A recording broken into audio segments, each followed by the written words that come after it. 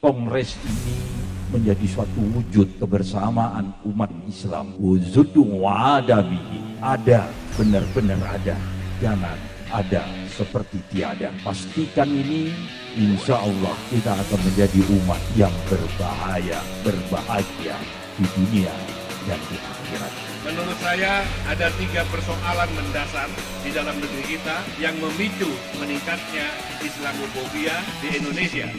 Pertama, karena kita sebagai bangsa telah terpolarisasi, potensi konflik antar kelompok masyarakat benarnya terjadi sejak kontestan pemilihan presiden dan kepala daerah secara langsung yang disertai dengan ambang batas pencalonan. Kita semua masih mengenal istilah presidensial threshold. Disinilah akar masalahnya. Bata kemerdekaan sudah mulai runtuh. Berarti bata kebangsaan kita sudah banyak yang rapuh. Berarti semen berkat dari bangsa ini sudah mulai luntur. Oleh karena itu kita perlu menata kembali. Ada beberapa opsi. Kawan-kawan saya sebagian hadir di tempat ini, mereka mengajukan jalan revolusi untuk menata ulang Indonesia. Sudah dicoba berbagai jalan, tidak mempan. Maka bagi mereka tersisa jalan revolusi. Tetapi apa kata dunia, sehingga Mbak Megawati karena suara PDI memang 20% menjadilah wakil presiden. Itu baru 21 tahun yang lalu. Jadi insya Allah pernah terjadi. Ini sesuatu yang gampang kalau kita cukup cerdas dan ikhlas. Dikata Pak Din tadi, insya Allah masih ada harapan sejati. Ini 5 juta, 2,5 juta. Allahu Akbar, merdeka!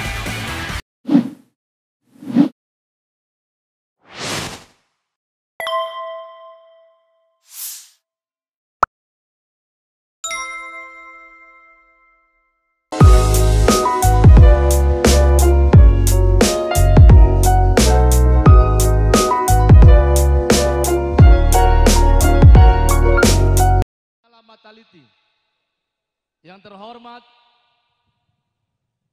Bapak Gubernur Sumatera Utara, Bapak Edi Rahmayadi, yang bersama kita, Bapak Muhammad Nuh, yang juga Ketua Persis Sumatera Utara, Bapak Dedi Iskandar Batubara, yang Ketua Al-Wasliyah Sumatera Utara, Bapak Faisal Amri, kemudian hadir juga anggota DPD RI perwakilan Nangro Aceh dan Bapak Fahrul Rozi, para pembicara tokoh nasional yang hadir bersama kita. Hadir Pak Egy Sujana, Ketua Tim Pembela Ulama dan Aktivis, Bapak Dr. Marwan Batubara. Kemudian hadir bersama kita Ketua Umum MUI Sumatera Utara, Haji Maratua Simanjuntak. Dan yang tentu yang kita banggakan, Ketua Panitia Kongres Kedua Umat Islam Sumatera Utara, Bapak Dr. Insinyur Mansur Medan, dalam acara pembukaan Kongres Kedua Umat Islam Sumatera Utara tahun 2022. Salawat dan salam kepada Rasulullah Muhammad sallallahu alaihi wasallam. Allahumma sholli ala Muhammad. Bapak Ibu hadirin yang berbahagia, mari kita mulai acara pembukaan ini dengan mengucapkan Bismillahirrahmanirrahim. Selanjutnya kita dengarkan pembacaan ayat suci Al-Quran oleh Saudara Rizda Azhari, Sarjana Sosial. Dipersilahkan. Bismillahirrahmanirrahim. Waltakum minkum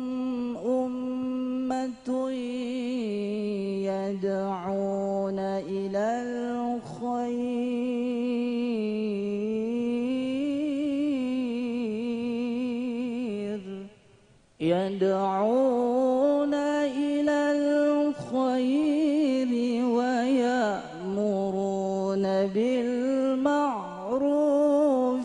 وينهون عن المنكر ذكروا وأولئك هم المفلحون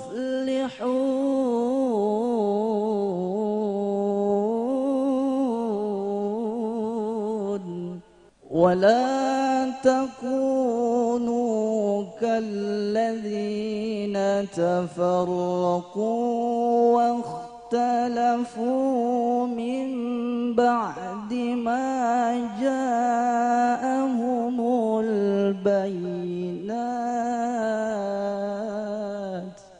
ولا تكونوا كالذين تفرقوا واختلفوا من بعد ما جاءهم البينات وأولئك لهم عذاب عظيم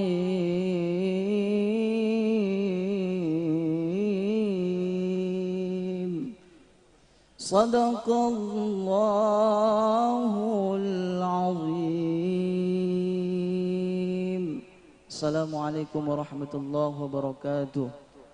Bapak Ibu hadirin yang berbahagia, selanjutnya untuk mendapatkan berkah dari Allah Subhanahu wa taala, mari kita mendengarkan sekaligus berdoa kepada Allah. Pembacaan doa yang dipimpin oleh Al-Ustadz Dr. Andes Haji Aswan Lubis MA, pengurus PW Nahdlatul Ulama Sumatera Utara. Persilahkan. Bismillahirrahmanirrahim. Alhamdulillahi rabbil alamin. Wa bihi nasta'in ala umurid dini wad dunya wal akhirah. Summa salatu wassalamu ala asrafil anbiya'i wal mursalin Sayyidina Muhammadin wa ala alihi wa sahbihi ajmain. Allahumma inna nas'aluka bi anna nashhadu annaka antallah la ilaha illa antal ahadus samad alladzi lam yalid wa lam yulad wa lam yakul lahu kufuwan ahad. Nas'aluka Allahumma waghfir dzunubana wa liwalidayya kulli minna warhamhum kama rabbawna shighara wa li jami'il muslimina wal muslimat wal mu'minina wal mu'minat al ahya'i minhum wal amwat birahmatika ya arhamar rahimin. Allahumma aslih lana dinana alladhi wa ismatu amrina wa aslih lana dunyana allati fiha ma'asuna wa aslih lana akhiratana allati ilaiha ma'aduna waj'alil hayata ziyadatan lana fi kulli khair waj'alil mauta rahatan lana min kulli syarr birahmatika wa ridhoka ya arhamar rahimin. Ya Allah ya Rabb, iyyaka na'budu wa iyyaka nasta'in. Saat ini kami berkumpul di tempat yang berkah ini pada harimu, hari yang mulia, berkumpul di tempat ini dalam rangka pembukaan Kongres kedua Umat Islam Sumatera Utara. Dari itu kami bermohon kepadamu ya Allah, ridhoi dan berkahi acara ini.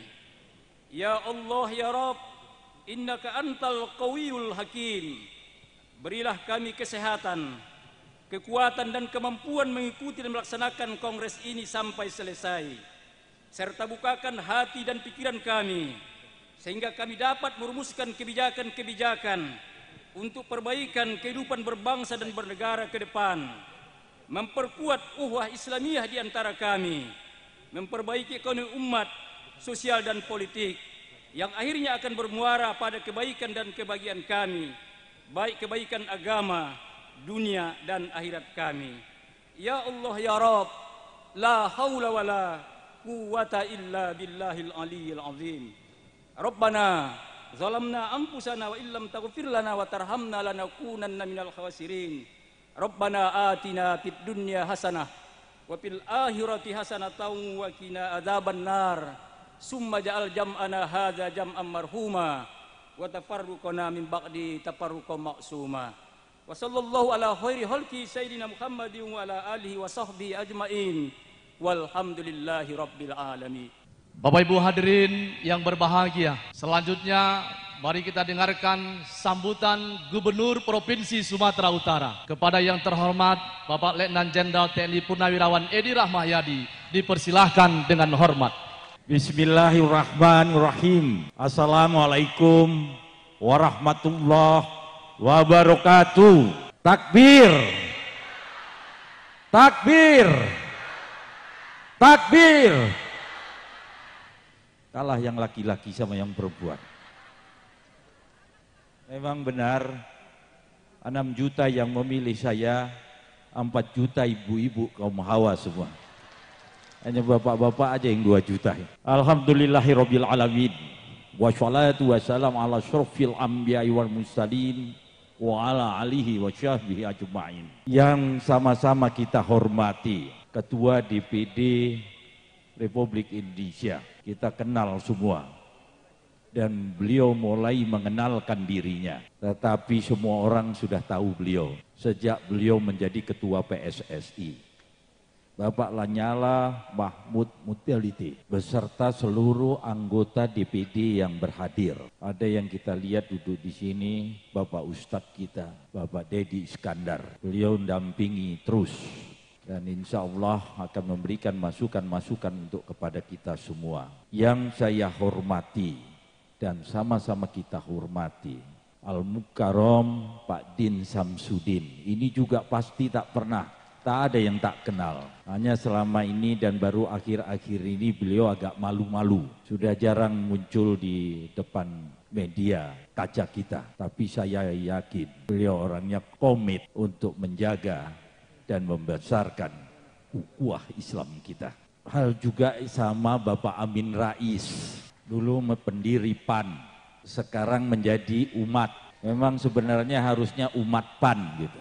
Ini yang paling sangat teliti orangnya. Jangan coba-coba ada salah sedikit koma di dalam ekonomi ini. Yaitu Bapak Ihsanuddin Nursi. Mana beliau nih? Bapak jangan, tadi ditanya oleh Pak Din, kenapa tak pakai peci? Biar ketahuan ciri khasnya. Ada Pak Egy juga hadir di sini. Waduh, Pak. Saya merasa besar kalau ada Pak Egy. Jadi kalau ada yang macam-macam, pasti beliau akan membela saya. Udah 65 kali saya disomasi. Ketua MUI Sumatera Utara, Bapak Maratua Simanjuntak. Ada yang nggak kenal? Keterlaluan kalau nggak kenal itu, Pak. Jangan dikasih bansos nanti, Pak. Terkus gimana? Oh, berdiri Pak Maratua. Kapan lagi merintah Pak Maratua ini? Ada Pak Kalan Kemenak yang berhadir dan terkhusus pada Ketua Panitia Bapak Dr. Masri Sitanggang. Ini beliau dari kemarin ngomong sama saya ini, Pak, ini kita halal katanya. Siapa yang bilang haram? Saya bilang. Kita adalah halal. Kita wajar, karena kita sayang kepada Republik ini. Kita mencintai Republik ini. Untuk itu salah satu kegiatan adalah Kongres Islam ini. Ini orang semua sudah melihat ini. Semua mata, telinga, hati, HP, semua melihat kita.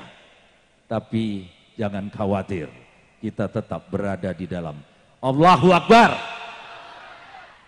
Terima kasih. Para pimpinan ormas Islam atau yang bukan Islam pun tak apa. Silakan hadir. Ada yang tak Islam hadir? Ada. Tadi sudah jumpa saya sebanyak. Tak apa, silakan semua. Tapi tetap judulnya kita adalah Kongres Umat Islam. Setuju? Kongres kedua kita. Ukhuwah politik, sosial, ekonomi, mengokohkan ukhuwah Islamiyah, menata ulang Indonesia. Inilah yang bikin orang jadi bingung. Indonesia katanya perlu ditata kembali. Salah satunya yang ikut pernah serta menata ini Pak Amin Rais. Ini Pak Amin Rais ini bertanggung jawab, ini pernah menata ini. Karena saat waktu ditata itu pangkat saya masih mayor. Tak bisa berani tak bilang apa-apa itu. Tapi saudara-saudara saya nervous ini berdiri di depan, di belakang saya tokoh-tokoh ini semua. Di depan saya omak-omak pula. Tak ada yang bisa saya mengalihkan pandangan. Supaya saya tak sulit menyampaikan dan tak salah saya berbicara, saya memanfaatkan politron yang ada di kanan dan kiri kita. Saya meluruskan ini, Republik Indonesia ini sudah final. Negara Kesatuan Republik Indonesia. Ada 9 tokoh di situ, BPUPKI yang mengamanahkan. Nanti kita lihat sejarahnya. Sehingga saya tak terlalu banyak bicara. Banyak tokoh-tokoh yang akan bicara. Saya datang kemari mau banyak mendengar. Saya ingin tahu bagaimana pendapat-pendapat beliau yang datang pastinya dari Jakarta. Sehingga bisa kita pikirkan di dalam kongres ini. Apa yang harus kita lakukan. Dan apa yang harus kita tata ulang Indonesia ini. Khususnya di Sumatera Utara. Sumatera Utara saya gubernurnya. Makanya yang pertamalah saya bicara. Bukan karena saya yang paling hebat. Karena saya adalah gubernurnya. Semua percaya saya gubernur Sumatera Utara. Alhamdulillah, yang saya takut tak percaya pulang saya. Kita lihat secuplik sejarah bangsa Indonesia kita. Sriwijaya berdiri dan menjadi pusat kebudayaan serta pusat ilmu Buddha terutama yang beraliran Hinayana dan Mahayana. Sriwijaya adalah kerajaan besar Nusantara yang kekuasaannya tersebar sampai ke Kamboja. Majapahit adalah kerajaan besar setelah Sriwijaya. Majapahit berasal dari nama buah maja dan rasanya yang pahit. Buah itu ditemukan anak buah Raden Wijaya. Kejayaan Majapahit mencapai puncaknya pada masa Raja Hayam Wuruk dengan mahapatihnya Gajah Mada. Gajah Mada mengucapkan sumpah palapa, semacam perjanjian untuk tidak bersenang-senang sebelum mempersatukan Nusantara. Laksamana Cheng Ho melakukan pelayaran ke Nusantara. Pelayaran itu menghasilkan akulturasi budaya antara orang Cina dan penduduk lokal. Jejak akulturasi itu dapat ditemui di dalam kesenian dan kebudayaan, serta beberapa jenis bangunan peribadatan. Portugis yang masuk ke Nusantara sejak 1511 telah banyak meninggalkan jejak budaya, salah satunya adalah jenis musik roncong yang dicampur dengan gitar khas Portugis. Di samping persebaran agama Kristen oleh Franciscus Xaverius, Portugis banyak meninggalkan perbendaharaan kata, yang sampai saat ini kata itu masih dipakai. Pada tahun 1595, Belanda pertama kali melakukan pelayaran ke Hindia Timur dengan 4 kapal dan 249 awak kapal, di bawah pimpinan Cornelius E. Houtman. 1602 Maret, terbentuklah VOC. VOC sebenarnya adalah jalan tengah yang ditempuh oleh kerajaan Belanda untuk meredam persaingan tidak sehat antar perusahaan untuk menguasai perdagangan ke Nusantara. Setelah berdiri selama 198 tahun, pada 1 Januari 1800, VOC secara resmi dibubarkan. Pembubaran VOC ini disebabkan oleh banyak hal, salah satunya adalah korupsi di dalam VOC sendiri. Melalui perjanjian Kew, Belanda menyerahkan kekuasaan bekas jajahannya ke kerajaan Inggris. Kemudian Thomas Stamford Raffles dipilih menjadi perwakilan Inggris di Jawa. Ia kemudian menulis buku yang fenomenal, yaitu History of Java. Pada tahun 1825, Perang Pangeran Diponegoro berlangsung dan berakhir pada tahun 1830. Diponegoro datang dalam sebuah perundingan yang digagas Belanda. Namun, beliau kemudian ditangkap dan diasingkan ke Manado lalu dipindah ke Makassar hingga wafat. Mei 1908, berdirilah organisasi modern pertama yang didirikan oleh Dr. Sutomo, Dr. Cipto Mangunkusumo, Dr. Rajiman Wediodiningrat, dan Dr. Wahidin Sudirohusodo. Organisasi itu bernama Budi Utomo. Sarekat Dagang Islam didirikan pada tahun 1910 oleh Tirto Di Suryo. Sebelumnya, pada tahun 1903, ia berhasil mendirikan surat kabar pertama dengan nama Sunda Berita, yang didanai dan dijalankan oleh orang pribumi. Tahun 1911, Haji Samanhudi, seorang pedagang batik dari Surakarta, mendirikan Sarekat Dagang Islam di Surakarta. Di Surabaya, HOS Cokroaminoto mendirikan cabang dan segera menjadi besar dan meluas di bawah pimpinan Cokroaminoto. SDI kemudian berubah nama menjadi Sarekat Islam. Pada tahun 1911, EFE Dowisdekker atau Setiabudi Cipto Mangunkusumo, Suwardi Suryadiningrat atau Ki Hajar Dewantoro mendirikan Indisci Party. Tahun 1912, Kiai Haji Ahmad Dahlan mendirikan organisasi Islam modern pertama, yaitu Muhammadiyah atau Jalan Muhammad. Organisasi ini memberikan pengaruh besar hingga saat ini. Pada tahun 1927, tanggal 4 Juli, Soekarno dan Al-Gemini Study Club mendirikan Partai Nasional Indonesia. Munculnya organisasi adalah penanda bagi perjuangan yang mengedepankan nasionalisme.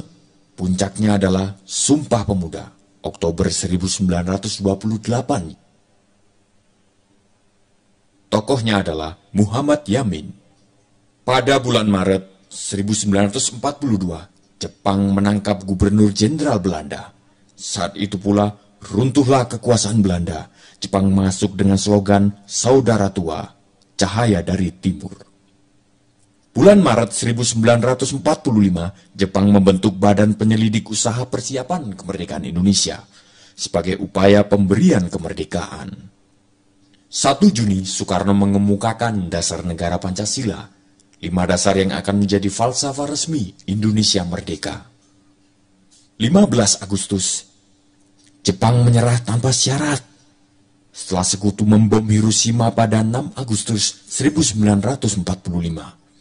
Pada saat itu terjadi kekosongan kekuasaan karena sekutu yang mengalahkan Jepang tidak melakukan penaklukan terhadap Indonesia. Sementara itu Jepang masih berkuasa, namun telah menyerah.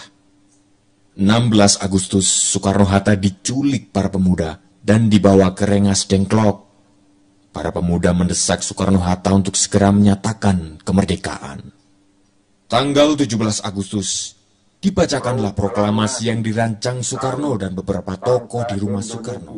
Dikibarkanlah bendera merah putih yang dijahit oleh Ibu Fatmawati, istri Soekarno. Hal-hal yang mengenai pemindahan kekuasaan dan lain-lain diselenggarakan. Saudara-saudara saya, para bunda saya, kita sudah tahu pasti kemerdekaan Republik Indonesia ini adalah umat Islam inilah yang menggiring dan yang memastikan untuk dipaksakan kata-kata merdeka, bukan orang lain. Kalau kita simak, ada 9 tokoh yang menjadikan ini, yang membentuk negara Republik Indonesia, BUPKI. Yang pertama Soekarno, Insinyur Soekarno. Yang kedua adalah Muhammad Hatta. Yang ketiga Kiai Haji Wahid Hasim. Yang keempat Kiai Haji Kahar Muzakir. Yang kelima ini Maramis, utusan dari Indonesia bagian timur, yang kalau bunda lulus SD, lulus SMP, pasti tahu yang merubah sila pertama yang menyarankan untuk keutuhan negara Republik Indonesia menjadi ketuhanan yang Maha Esa. Dan dari 9 itu ada Cokro Sujoso, Abikusno Cokro Sujoso, Ahmad Subarjo, dan Haji Agus Salim Muhammad Yamin. Seluruhnya adalah guru-guru kita, tokoh-tokoh agama Islam kita. Ini dulu bercita-cita mulia untuk memakmurkan negara Republik Indonesia, keutuhan negara Republik Indonesia. Untuk itu saya yakin tak keluar dari situ, tapi harus kita tata kembali. Dan kami ingin mendengar tokoh-tokoh kami yang terhormat, tokoh-tokoh saya yang terhormat, tokoh-tokoh kita yang terhormat. Jadi kita bisa punya kekuatan berpikir untuk tahu kita harus berbuat apa. Pastikan ini, kongres ini menjadi suatu wujud kebersamaan umat Islam. Wujudun wa'adabihi. Ada, benar-benar ada. Jangan ada seperti tiada. Pastikan ini, insya Allah kita akan menjadi umat yang berbahagia di dunia dan di akhirat. Terima kasih, itu yang ingin saya sampaikan. Tak berani saya banyak ngomong, karena begitu banyak tokoh-tokoh yang harus kita dengar. Terima kasih saudara-saudaraku semua. Selamat datang tokoh-tokoh saya, guru-guru saya, insya Allah bapak-bapak semua, guru-guru saya selalu sehat walafiat. Wabillahi taufiq wal hidayah. Wassalamualaikum warahmatullahi wabarakatuh. Allahu Akbar. Bapak Ibu hadirin yang berbahagia, selanjutnya kita dengarkan sambutan Ketua Panitia. Kepada yang terhormat Bapak Dr. Insinyur Haji Masri Sitanggang, dipersilahkan. Assalamualaikum warahmatullahi wabarakatuh. Assalamualaikum warahmatullahi wabarakatuh. Alhamdulillah, saya singkat saja karena waktu sudah mepet. Saya mengucapkan selamat datang para tokoh-tokoh nasional yang kita harapkan memberi kontribusi terhadap kongres ini. Semua kita terhormat sehingga tak perlu saya sebut satu-satu terhormat lagi. Saya sangat berterima kasih terutama tentu kepada Ketua MUI Sumatera Utara, karena begitu gagasan ini kita sampaikan, beliau langsung menyambut.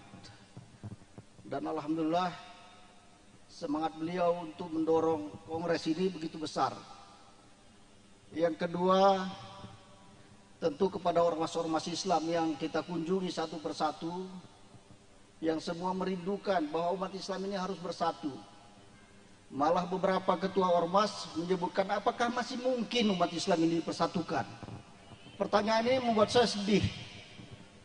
Saya memang termasuk orang yang sedih terhadap persatuan umat. Apalagi melihat ibu-ibu yang begini dahsyat. Ibu-ibu ini, kalau kita lihat dalam kepanitiaan, mereka lah yang bekerja. Mereka lah yang mengumpulkan nasi satu kotak, 2 kotak, mencari dana. Ada yang ngasih 300, ada yang ngasih 1 juta. Mereka nggak malu datang kepada itu untuk mengumpulkan kegiatan ini. Kita memulai kegiatan ini bukan ada uang. Sehingga Pak Ketua MUI pun mengatakan apa mungkin kita melakukan, dari mana uangnya? Saya pun gak malu menelpon Pak Abdillah berulang-ulang, entah marah beliau, entah gak tahu saya. Saya gak malu menelpon siapapun demi terlaksananya ini. Bapak Ibu, saya lihat ini dari kalangan ormas ada NU, ada Muhammadiyah, ada Al-Wasliyah, ada Itiyah, semua kepingin bersatu umat Islam ini.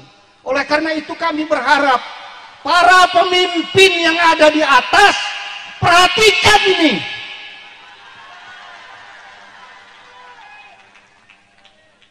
Di bawah bisa bersatu. Kenapa para pemimpin kita, ahli-ahli ekonomi, ahli politik kita malah berpecah belah?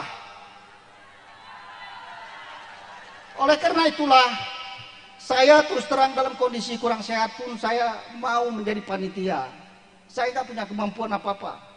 Tapi saya pikirkan catatan sejarah harus kita mulai. Saya mengucapkan terima kasih pada ibu-ibu yang banyak membantu. Dan sekarang ini ada di hadapan kita tokoh Muhammadiyah, ada Persis, ada NU, ada cucu pendiri Nahdlatul Ulama, Kiai Wahab. Silakan Pak Kiai. Kalau sudah duduk NU bersama Muhammadiyah, Al-Wasliyah, ada mau ngapain lagi kita? Oleh karena itu, mari kita catat pertemuan ini adalah kembali menyatukan umat Islam dalam rangka membangun Indonesia ke depan. Jangan mau umat Islam dipecah belah. Jangan karena mazhab kita berpecah belah. Apalagi karena organisasi. Beda organisasi, kelainan politik, partai politik, tapi hendaknya satu dalam visi politik Islam. Saya hanya demikian Bapak Ibu, saya ingin melaporkan sebentar sedikit lagi bahwa demikianlah semangat umat kita untuk bersatu. Sekarang ini panitia ketakutan. Takutnya itu karena yang kita harap cuma kita batasi peserta cuma 400. Ternyata laporan panitia 600 lebih. Saya nggak tahu ngasih makannya bagaimana caranya itu. Ngasih makannya, kemudian nggak tahu juga saya mau ditempatkan di mana. Sampai sekarang ada, mau kita suruh pulang ke Asahan nggak mungkin dia. Mereka datang dari daerah-daerah. Mau kita suruh pulang. Tapi kita terima juga, kita nggak mampu. Jadi, ya kalau ada yang masih merasa bahwa ini penting dan kita teruskan dengan baik, silahkanlah berkontribusi. Kami hanya bisa berkontribusi dengan tenaga, bapak-bapak dengan pikiran, bapak-bapak akhirnya kasih uangnya. Billahi taufiq wal hidayah. Assalamualaikum warahmatullahi wabarakatuh. Bapak Ibu hadirin yang berbahagia, selanjutnya kita dengarkan sambutan Ketua Umum Majelis Ulama Indonesia Sumatera Utara. Kepada Yang Mulia Kiai Haji Dr. Maratua Simanjuntak, dipersilahkan. Bismillahirrahmanirrahim. Assalamualaikum warahmatullahi wabarakatuh. Allahu Akbar. Allahu Akbar. Alhamdulillah wa syukurillah wa salatu wassalamu ala rasulillah man la nabiyya ba'da. Yang sama-sama kita hormati Bapak Ketua DPD RI yang saat ini akan tindak sebagai keynote speaker, yang akan mengarahkan mau dikemanakan umat ini, yang akan mengarahkan mau dikatakan kongres kedua ini. Yang saya hormati Bapak Gubernur, Bapak Edi Rahmayadi, Gubernur Sumatera Utara yang tadi sudah siap akan melaksanakan hasil kongres kedua ini kalau untuk kesejahteraan umat. Tetapi tetap ingat kepada sejarah pendiri bangsa Indonesia ini. Bapak Din Samsudin yang kebetulan Dewan Pertimbangan MUI Pusat, yang sama-sama kita hormati Bapak Profesor Amin Rais, para anggota DPD RI yang saya hormati, Forkopimda Sumatera Utara yang hadir, pimpinan-pimpinan ormas Islam, baik ormas-ormas Islam wanita, muslimah, dan tokoh-tokoh Islam yang hadir. Bapak Dr. Insinyur Masli Sitanggang, Ketua Panitia yang tidak kenal lelah dan tidak takut dan khawatir kalau habis kongres ini harus menjual rumah atau menjual mobil atau apa yang ada. Tapi semangat beliau memang betul-betul semangat orang Batak, ibu-ibu sekalian. Makanya hati-hati menghadapi orang Batak. Kelemahan kita justru kadang-kadang kurang semangat, kurang keberanian, dan kurang tanggung jawab. Majelis Ulama Indonesia dalam Milad ke-47 membuat tema peringatannya adalah merajut kesatuan dan kekuatan umat dalam kebinekaan. Itu artinya Bapak Gubernur dan Bapak A'alala, Majelis Ulama sudah melihat bahwa sekarang kesatuan itu perlu dirajut, bukan hanya dipelihara. Karena dia sudah berserak-serak ini sekarang ini. Nah, karena waktunya singkat, saya hanya ingin menyampaikan kepada bapak-bapak, orang-orang tua kami yang terhormat yang datang dari Jakarta. Ada satu ungkapan teman-teman umat Islam. Kalau konsep Islam yang mengajukan khilafiyah ternyata tidak sejalan dengan Pancasila, sekarang apa konsep yang harus kita lakukan untuk mempersatukan ukhuwah Islamiyah Indonesia ini? Kongres pertama mengatakan akan ada satu kekuatan ada sekretariat bersama, dan mudah-mudahan Pak Sitanggang belum bisa mewujudkan itu. Apakah kongres kedua ini akan mewujudkan sesuatu yang insya Allah menjadi embrio daripada Kongres Islam Indonesia? Takbir!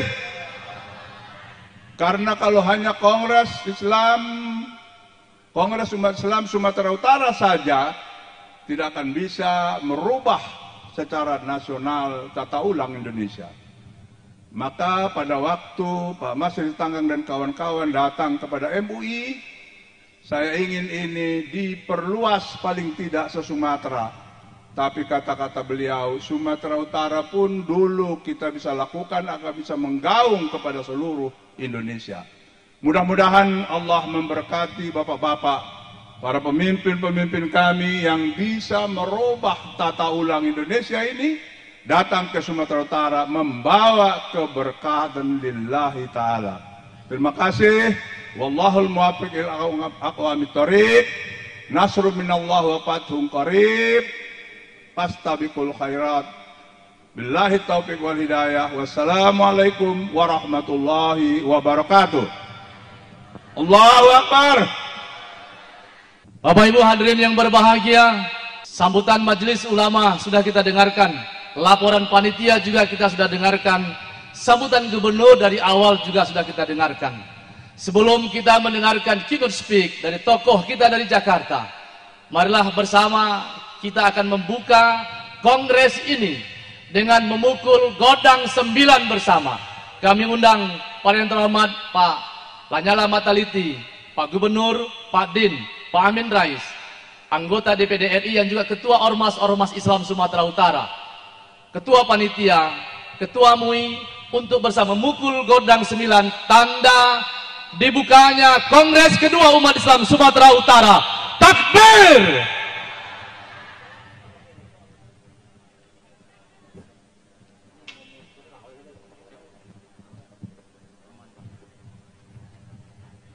Didampingi oleh ketua-ketua ormas.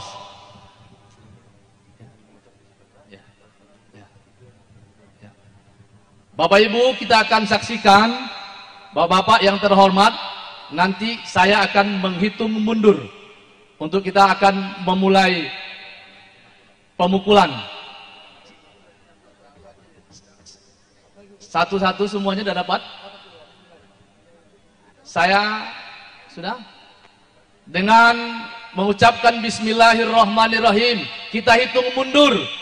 3, 2, 1, ya. Kita takbir. Akbar. Kongres kedua Umat Islam Sumatera Utara resmi dibuka oleh Ketua DPD RI, Gubernur Sumatera Utara, beserta tokoh nasional dan ketua-ketua ormas Sumatera Utara. Kami sampaikan kita akan mendengarkan keynote speak dari tokoh-tokoh nasional kita. Orasi kebangsaan keynote speak dari Ketua DPD RI kepada yang terhormat Bapak AA Lanyala Mahmud Mataliti dipersilakan dengan hormat. Kita sambut dengan takbir. Bismillahirrahmanirrahim. Assalamualaikum warahmatullahi wabarakatuh. Salam sejahtera untuk kita semua. Allahu Akbar. Allahu Akbar. Allahu Akbar. Pertama-tama marilah kita panjatkan puji syukur kehadirat Allah Subhanahu wa taala karena atas rahmat dan karunia-Nya kita masih diberi kesempatan untuk bertemu dalam keadaan sehat walafiat. Salawat serta salam marilah kita aturkan kepada junjungan kita Nabi besar Muhammad sallallahu alaihi wasallam beserta keluarga dan sahabatnya. Semoga kita mendapat syafaat beliau di hari hisab nanti. Saya sampaikan terima kasih kepada panitia yang mengundang saya untuk ikut menyumbangkan pikiran dan pendapat dalam acara Kongres kedua Umat Islam Sumatera Utara yang diselenggarakan pada hari ini. Tema yang diberikan pada saya juga sangat up to date, yaitu membangun ukhuwah melawan Islamophobia dan menata ulang Indonesia. Semoga dari pembahasan tema ini dapat mempertajam rekomendasi dan program kerja yang dihasilkan dalam Kongres kedua ini. Bapak, Ibu, dan hadirin yang saya hormati, kontribusi umat Islam dalam kemerdekaan Indonesia sudah tidak perlu diragukan lagi. Sangat besar dan tercatat dalam sejarah, bahkan saya katakan umat Islam sejatinya adalah pemegang saham terbesar di Republik ini. Pekan lalu saya diundang untuk menyampaikan keynote speech di Sarsehan Kebangsaan kedua pimpinan Pusat Syarikat Islam di Jakarta. Saya sampaikan orang yang pertama kali secara terbuka di ruang publik menyampaikan perlunya Indonesia merdeka adalah tokoh Muslim Haji Omar Said Cokroaminoto, tepatnya pada bulan Juni 1916, jauh sebelum proklamasi kemerdekaan. Begitu pula para pendiri bangsa kita, ada nama-nama ulama besar di dalamnya, bahkan mereka juga yang terlibat aktif dalam perumusan norma hukum tertinggi negara ini, yaitu Pancasila. Mereka juga terlibat aktif di dalam BPUPKI dan panitia persiapan kemerdekaan Indonesia hingga menyusun naskah asli Undang-Undang Dasar 1945 dan penjelasannya yang merupakan penjabaran dari Pancasila sebagai norma hukum tertinggi negara ini. Sebut saja Ki Bagus Hadikusumo, Kasman Singodimedjo, Abdul Kahar Muzakir, Kiai Haji Wahid Hasim, Teguh Muhammad Hasan, Haji Agus Salim, Muhammad Yamin, dan lain-lain. Bahkan dalam peristiwa mempertahankan kemerdekaan, sejarah Indonesia tidak terlepas dari resolusi jihad yang dikeluarkan Rois Akbar PBNU, Hadratus Sah Kiai Haji Hasim Ashari di Surabaya pada 22 Oktober 1945. Sehingga meletuslah peristiwa 10 November 1945 yang dikenal sebagai Hari Pahlawan di kota Surabaya, di mana teriakan atau pekik dari Bung Tomo, yaitu kalimat Allahu Akbar, menjadi bahan bakar semangat para pejuang saat itu. Sehingga dapat disimpulkan hampir semua aktor-aktor peristiwa pembebasan bangsa Indonesia dari penjajahan adalah mayoritas beragama Islam. Tentu tanpa mengurangi peran besar dari tokoh-tokoh non-muslim yang juga tercatat dalam sejarah. Sehingga sangat tidak masuk akal bila belakangan ini Indonesia dilanda gejala terjadinya Islamofobia. Jadi pertanyaannya, mengapa fenomena Islamofobia ini belakangan semakin menguat terjadi di Indonesia? Selain faktor geopolitik internasional, saya akan mencoba membedah faktor di dalam negeri. Menurut saya ada 3 persoalan mendasar di dalam negeri kita yang memicu meningkatnya Islamofobia di Indonesia.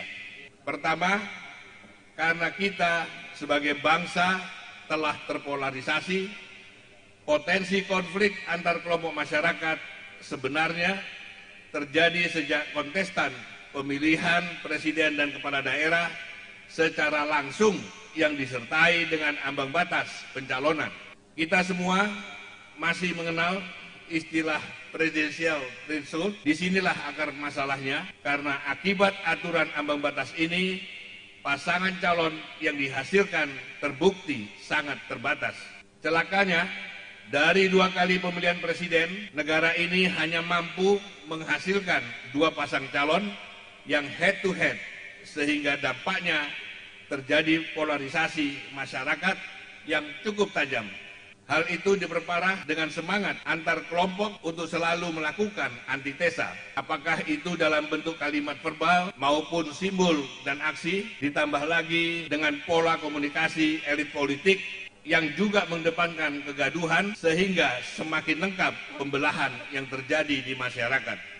Hingga puncaknya anak bangsa ini secara tidak sadar membenturkan vis-a-vis Pancasila dengan Islam hanya karena semangat melakukan apapun yang bersifat antitesa. Padahal tidak satu pun tesis yang bisa menjelaskan pertentangan antara Pancasila dengan Islam. Seolah tidak ada lagi ruang dialog dan tukar pikiran, dan semakin menjadi lebih parah ketika ruang-ruang dialog yang ada juga semakin dibatasi dan dipersekusi baik secara formal oleh pressure group maupun dibatasi secara resmi oleh institusi negara. Kita menyaksikan sweeping bendera, sweeping kaos, sweeping forum diskusi, pembubaran pengajian, dan lain sebagainya yang sama sekali tidak mencerminkan kehidupan di negara demokrasi. Sehingga tidak heran bila sejumlah lembaga internasional menyatakan bahwa indeks demokrasi di Indonesia mengalami kemunduran, sehingga muncul istilah kampret, cebong, kadrun, radikal, dan lain sebagainya. Sungguh sangat tidak sehat untuk sebuah proses perjalanan politik sebuah bangsa. Faktor kedua adalah semangat membangun kebinekaan dilakukan dengan kampanye moderasi agama yang tidak tepat sasaran, seolah agama harus secara masif dan dipaksa untuk dimoderatkan, tetapi yang menjadi sasaran pembahasan selalu Islam. Islam seolah menjadi tertuduh sebagai penyebab kemunduran dalam hal kemampuan mengelola perbedaan dan keberagaman akibat pemahaman agama yang cenderung tekstual dan eksklusif. Narasi-narasi seperti ini secara tidak langsung justru memicu menguatnya politik identitas sebagai reaksi alami dari bentuk ketidaksetujuan terhadap konsep moderasi agama yang menyudutkan Islam tersebut. Faktor ketiga adalah perubahan atas naskah asli Undang-Undang Dasar 1945 pada tahun 1999 hingga 2002 silam yang telah mengubah 95% isi pasal-pasal di dalamnya sehingga tidak nyambung lagi dengan Pancasila. Bahkan penjelasan Undang-Undang Dasar 1945 naskah asli dihapus total, sehingga pasal-pasal dalam konstitusi baru tersebut justru menjabarkan ideologi lain, yaitu ideologi individualisme dan liberalisme. Karena itu tidak mengherankan jika belakangan ini kapitalisme dan sekularisme semakin menguat di Indonesia. Inilah pangkal dari semua persoalan yang semakin membuat Indonesia karut-marut karena penghilangan Pancasila sebagai identitas konstitusi dilakukan secara malu-malu tapi mau, atau malu-malu kucing, termasuk perubahan pasal 6 Undang-Undang Dasar 1945 naskah asli yang menyebutkan presiden ialah orang Indonesia asli telah diganti dengan menghapus kata asli, sehingga kita membuka peluang bagi para pendatang asing untuk menguasai 3 sektor strategis, yaitu sektor kuasai perekonomiannya, kuasai politiknya, dan terakhir kuasai presiden dan wakil presidennya. Dan Indonesia akan mengulang sejarah yang terjadi di Singapura di masa lalu. Karena itu, saat pertemuan Ketua Lembaga Negara dengan Presiden Joko Widodo pada hari Jumat 12 Agustus yang lalu, saya minta Presiden selaku Kepala Negara untuk meratifikasi keputusan Perserikatan Bangsa-Bangsa yang menetapkan tanggal 15 Maret sebagai hari melawan Islamofobia. Saya minta Indonesia juga secara resmi menetapkan tanggal 15 Maret sebagai hari melawan Islamofobia. Karena jelas negara ini berdasar atas ketuhanan yang Maha Esa seperti tertulis di pasal 29 ayat 1 konstitusi kita. Bahkan di ayat 2 tertulis dengan sangat jelas, negara menjamin kemerdekaan tiap-tiap penduduk untuk memeluk agamanya masing-masing dan untuk beribadat menurut agamanya dan kepercayaannya itu. Makna dari kalimat ayat 2 itu jelas bahwa beribadat menurut agamanya dan kepercayaannya itu dijamin oleh negara. Artinya, kalau ada umat Islam yang menjalankan sunnah nabinya dengan memelihara jenggot, itu wajib dijamin oleh negara sebagai kemerdekaan atas pilihannya, bukan malah distigma teroris atau belakangan ini malah disebut kadrun dan radikal. Ini salah satu dari sekian banyak fenomena Islamofobia di Indonesia, dan harus diingat bahwa Pancasila menempatkan kalimat ketuhanan yang Maha Esa di dalam sila pertama sebagai payung hukum spirituologis dan kosmologis dalam menjalankan negara ini.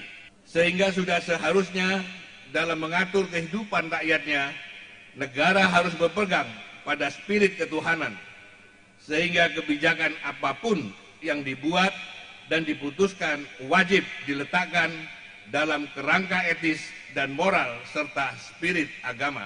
Sehingga bila ada kebijakan yang hanya menguntungkan kelompok tertentu dan merugikan kebanyakan rakyat, apalagi membuat rakyat sengsara dan menderita, maka jelas kebijakan tersebut telah melanggar kerangka etis dan moral serta spirit agama, yang artinya kebijakan tersebut telah melanggar Pancasila dan konstitusi. Sama halnya dengan kekuasaan yang didapatkan dari kecurangan dan kebohongan, jelas bertentangan dengan nilai-nilai agama, sehingga pada akhirnya hanya akan menghasilkan kekacauan demi kekacauan dan murka Allah Subhanahu wa Ta'ala, seperti telah dicontohkan di dalam sejarah umat terdahulu.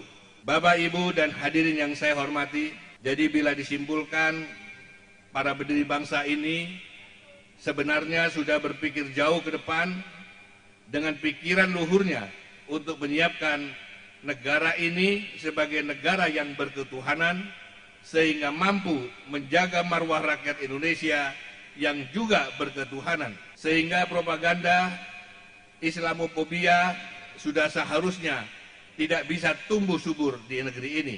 Sebagai umat yang memiliki andil besar lahirnya bangsa dan negara ini, maka sudah seharusnya umat Islam kritis melihat dan mengamati arah perjalanan bangsa ini. Untuk itu, umat Islam harus kritis terhadap sejumlah fenomena paradoksal yang terjadi di tengah-tengah kita. Baik itu soal pembangunan hingga ketidakadilan ekonomi dan kemiskinan struktural akibat ketidakadilan tersebut. Pembangunan haruslah menjadi pembangunan Indonesia, bukan sekedar pembangunan di Indonesia. Begitu pula daulat rakyat tidak boleh digantikan menjadi daulat pasar, karena ekonomi harus disusun untuk kepentingan bersama, bukan dibiarkan tersusun oleh mekanisme pasar.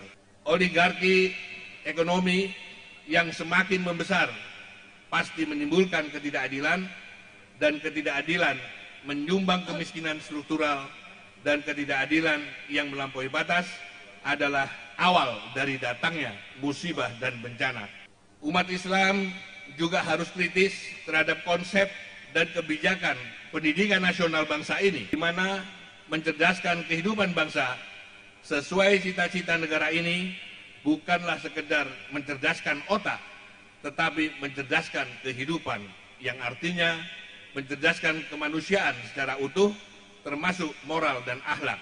Tanpa budi pekerti, tanpa nasionalisme, dan tanpa ideologi serta ilmu agama, kita hanya akan menghasilkan generasi yang akan menjadi lawan kita di masa depan. Untuk itu, kita harus kembali membuka sejarah, membaca pemikiran-pemikiran luhur para pendiri bangsa, membaca ulang Pancasila yang hari ini sudah ditinggalkan. Kita harus membaca kembali watak dasar dan DNA asli sistem demokrasi bangsa ini, di mana para pendiri bangsa telah sepakat menggunakan sistem syuro, sistem yang sebenarnya diadopsi dari sistem yang sudah sangat dikenal dalam ajaran Islam, yaitu kedaulatan rakyat yang diberikan kepada para hikmat yang duduk di lembaga tinggi negara sebagai penjelmaan dari seluruh elemen masyarakat, rakyat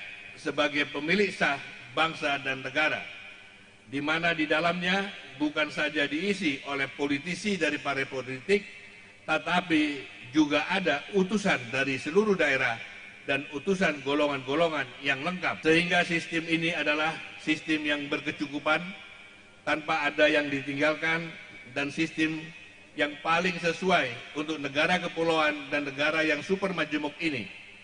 Karena sistem demokrasi Pancasila bukanlah sistem liberal di barat, bukan pula sistem komunisme di timur. Karena itu kita tidak menghadapkan wajah ke barat dan ke timur, tetapi kita memiliki sistem tersendiri, sistem yang paling sesuai dengan watak dasar dan jati diri bangsa Indonesia. Oleh karena itu, saya sekarang berkampanye untuk menata ulang Indonesia demi menghadapi tantangan masa depan yang akan semakin berat. Kita harus kembali menjadi bangsa yang berdaulat, mandiri, dan berdikari. Untuk itu kita harus kembali kepada Pancasila, agar kita tidak menjadi bangsa yang durhaka kepada para pendiri bangsa, agar kita tidak menjadi bangsa yang tercerabut dari akar bangsanya, agar kita tidak menjadi bangsa yang tidak memiliki jati diri dan karakter. Saya mengajak semua elemen bangsa untuk berpikir dalam kerangka negarawan. Marilah kita ingat pengorbanan para pejuang kemerdekaan yang darahnya meresap di bumi ini, di tanah yang kita injak ini. Marilah kita satukan tekad untuk kembali kepada Undang-Undang Dasar 1945 naskah asli yang disusun oleh para pendiri bangsa, untuk kemudian kita sempurnakan dengan cara yang benar, dengan cara adendum, sehingga tidak menghilangkan Pancasila sebagai stats fundamentanom. Undang-Undang Dasar 1945 naskah asli mutlak harus kita sempurnakan agar kita tidak mengulang penyimpangan praktek yang terjadi di era Orde Lama dan Orde Baru, karena kita harus belajar dari sejarah. Marilah kita satukan tekad untuk mengakhiri polarisasi bangsa ini dengan kesadaran, dengan kembali bergandengan tangan merajut masa depan dengan menjadi bangsa yang besar, karena bangsa ini telah diberkahi dengan kekayaan sumber daya alam oleh Allah Subhanahu wa Ta'ala. Hingga ukhuwah Islamiyah masih harus diperjuangkan dan mutlak untuk terus diperjuangkan, karena sejatinya ukhuwah Islamiyah di dalam falsafah Pancasila adalah bagian dari asas kekeluargaan. Marilah kita letakkan ego kita masing-masing, karena kita semua tidak akan abadi hidup di dunia ini. Semua akan meninggalkan dunia ini, semua akan dimintai pertanggungjawaban. Marilah kita hentikan kerusakan yang terjadi. Marilah kita hentikan ketidakadilan yang melampaui batas, karena ketidakadilan yang melampaui batas itu telah nyata-nyata membuat jutaan rakyat sebagai pemilik sah kedaulatan negara ini menjadi sengsara. Dan Allah Subhanahu wa Ta'ala tidak suka terhadap hambanya yang melampaui batas. Semoga sifat Rahman dan Rahim Allah Subhanahu wa Ta'ala menjadikan bangsa ini terhindar dari azab seperti yang ditimpakan kepada bangsa atau kaum terdahulu. Akhir kata, semoga Allah Subhanahu wa Ta'ala senantiasa memberi petunjuk jalan yang lurus, memberikan rahmat dan hidayah kepada kita semua. Amin ya rabbal alamin. Wabillahi taufiq wal hidayah. Wassalamualaikum warahmatullahi wabarakatuh. Allahu Akbar. Allahu Akbar. Allahu Akbar. Terima kasih. Terima kasih. Selanjutnya kita dengarkan orasi kebangsaan dari Bapak Profesor Dr. Haji Muhammad Din Samsudin MA. Dipersilahkan. Bismillahirrahmanirrahim. Assalamualaikum warahmatullahi wabarakatuh. Bapak Gubernur, apakah salah saya menyimpulkan bahwa di Sumatera Utara, khususnya di kota Medan ini, penduduknya terdiri dari mayoritas kaum perempuan? Sekitar 70% yang hadir adalah kaum perempuan. ini bisa menimbulkan ketakmerataan. Kalau harus satu berhadapan dengan satu. Sebaik pantun lepas, jalan-jalan ke kota Medan, beli rambutan binjai di pinggir jalan. Dengan keimanan dan keikhlasan, persatuan dan kesatuan umat dapat kita wujudkan. Tema kongres kali ini menyebutkan menata ulang Indonesia. Berarti bata-bata kemerdekaan sudah mulai runtuh. Berarti bata-bata kebangsaan kita sudah banyak yang rapuh. Berarti semen perkat dari bangsa ini sudah mulai luntur. Oleh karena itu kita perlu menata kembali. Setuju? Ada beberapa opsi. Kawan-kawan saya sebagian hadir di tempat ini, antara lain Bang Egy Sujana, Hatta Taliwang. Mereka mengajukan jalan revolusi untuk menata ulang Indonesia. Sudah dicoba berbagai jalan, tidak mempan. Maka bagi mereka tersisa jalan revolusi. Sebagian yang lain berpendapat lain, masih menginginkan perjuangan lewat jalur konstitusi, mengubah struktur ketatanegaraan kita yang rusak, dan ormas-ormas Islam masih tetap pada jati dirinya lewat jalur kebudayaan, mencerdaskan kehidupan bangsa, mencerdaskan kehidupan bangsa. Pada hemat saya, semuanya saling melengkapi. Saya ingin tahu dari yang hadir di sini, yang bersetuju dengan madhabnya Bang Egy Sujana dan kawan-kawan adalah revolusi, angkat tangan. Ada 20%. Yang menginginkan tetap lewat jalur konstitusi, berjuang dan berjihad di parlemen sana, ada yang menyetujui? Oh, lebih sedikit ya. Apapun jalan yang dipilih, pada hemat saya saling melengkapi. Jangan saling menyalahkan. Dasar dari persatuan dan kesatuan umat adalah jangan saling menyalahkan. Namun biarlah kemajemukan yang kita miliki menjadi lidi-lidi kebenaran, menjadi lidi-lidi kemaslahatan yang kita ikat dengan keimanan dan keikhlasan tadi itu. Dalam Al-Quran ada sebuah ungkapan yang dikaitkan dengan umat Yahudi. Tahsabuhum jami'a, apakah kamu mengira mereka satu padu? Tidak. Wa qulubuhum syatta, tapi hati-hati mereka beragam-ragam. Ingin saya ajukan untuk persatuan umat, yahsabunana syatta. Mereka mengira kita berbagai-bagai, karena berbeda ormas, berbeda partai politik, namun kita ciptakan wa qulubuna wahidah, namun hati kita satu. Oleh karena itulah Kongres Umat Islam Sumatera Utara, saya berharap menjadi pangkal, menjadi awal dari gerakan kita semua umat Islam untuk persatuan dan kesatuan. Dari Medan kita cerahi Indonesia.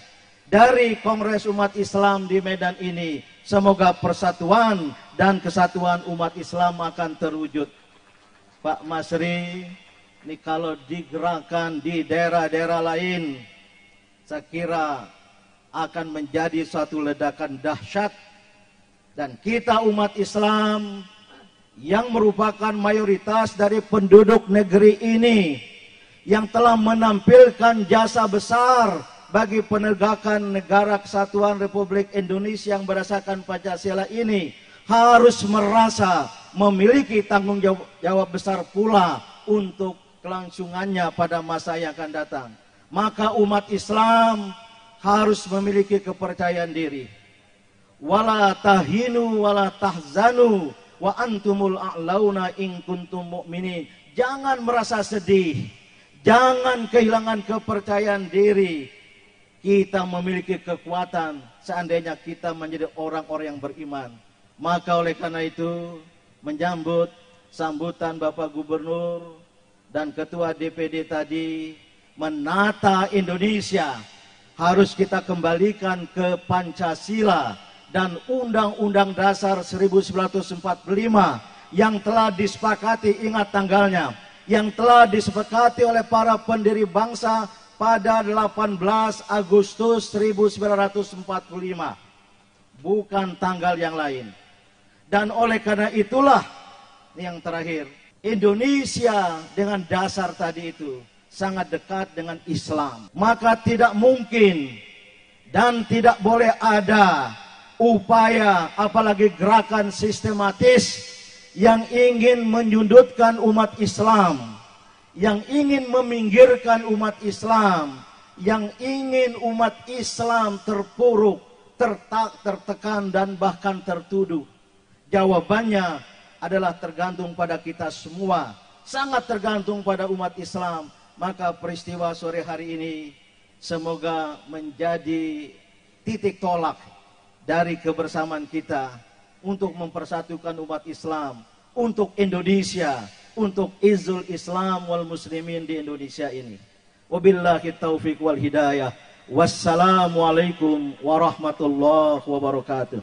Terakhir kita dengarkan orasi Bapak Profesor Dr. Haji Amin Rais MA. Dipersilahkan. Assalamualaikum warahmatullahi wabarakatuh. Alhamdulillahirrahmanirrahim. Wassalatu wassalamu ala asyrofil mursalin wa ala alihi washabihi ajmain. Jadi jangan pernah khawatir. Tahun 2001 Gus Dur jadi presiden dari PBNU, Amin Rais jadi ketua MPR dari PP Muhammadiyah, Akbar Tanjung jadi ketua DPR dari PPHMI. Ya. Kalau kita mau, Hamzah Has menjadi wakil presiden waktu itu. Tetapi apa kata dunia, sehingga Mbak Megawati karena suara PDI memang 20% menjadilah wakil presiden. Itu baru 21 tahun yang lalu. Jadi insya Allah pernah terjadi. Ini sesuatu yang gampang kalau kita cukup cerdas dan ikhlas, seperti kata Pak Din tadi, insya Allah masih ada harapan sejati. Ya. Jadi karena waktu sudah pendek, saya mau panggil ini siapa? Wawan. Supaya Pak Sitanggang, Dr. Sitanggang tidak jual mobil, ya. Ada berapa uang? 10 juta. 5. Cuma 5.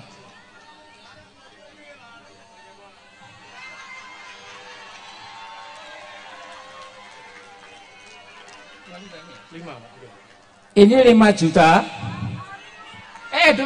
Belum. Ini 2,5 juta. Udah, assalamualaikum.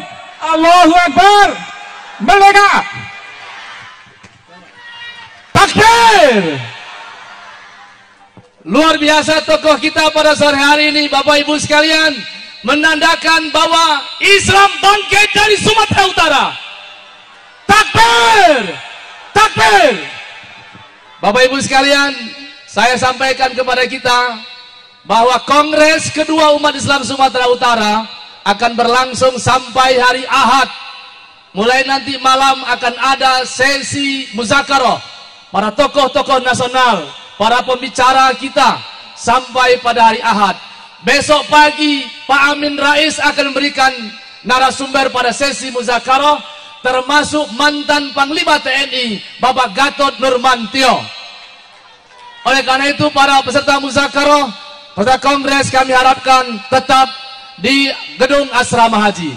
Dengan demikian acara pembukaan Kongres kedua umat Islam Sumatera Utara kita akhiri dengan ucapan Alhamdulillahirabbil alamin.